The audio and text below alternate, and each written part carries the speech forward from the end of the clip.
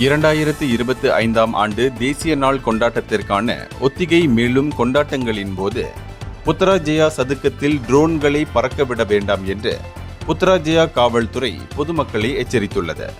August 25 முதல் 31 வரை இந்த கொண்டாட்டங்கள் நடைபெறும் பகுதி ட்ரோன் பறப்பதற்கு தடை செய்யப்பட்ட மண்டலமாக அறிவிக்கப்பட்டுள்ளது. இதை மீறுபவர்கள் மீது சட்டத்தின் கீழ் கடுமையான நடவடிக்கை எடுக்கப்படும்.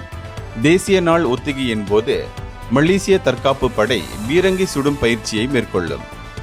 ஆகஸ்ட் 29ஆம் தேதியன்று முழு ஒத்திகையின் போது 2 பீரங்கி சுடும் சத்தங்கள் கேட்கும். மேலும் ஆகஸ்ட் 31 தேசிய நாள் அன்று 14 பீரங்கி சுடும் சத்தங்கள் கேட்கும். இந்த சத்தங்களை கேட்டு பொதுமக்கள் பீதியடைய வேண்டாம் என்றும் காவல்துறை அறிவுறுத்தியுள்ளது. அது மட்டுமின்றி கொண்டாட்டங்களை காண வருபவர்கள் கூட்ட நெரிசலை தவிர்க்கும் வகையில் முன்னதாகவே பயணத்தை திட்டமிட்டு மாற்று போக்குவரத்து சேவைகளான ஷட்டல் பேருந்துகள் அல்லது வாடகை நீர் டாக்ஸிகளை பயன்படுத்தலாம். மேலதிக தகவல்களுக்கு பொதுமக்கள் புத்ராஜயா காவல்துறை உதவி மையம் அல்லது அருகிலுள்ள காவல் நிலையத்தை தொடர்பு கொள்ளலாம். இந்தியர்களின் இதய குரல் மக்களோசை.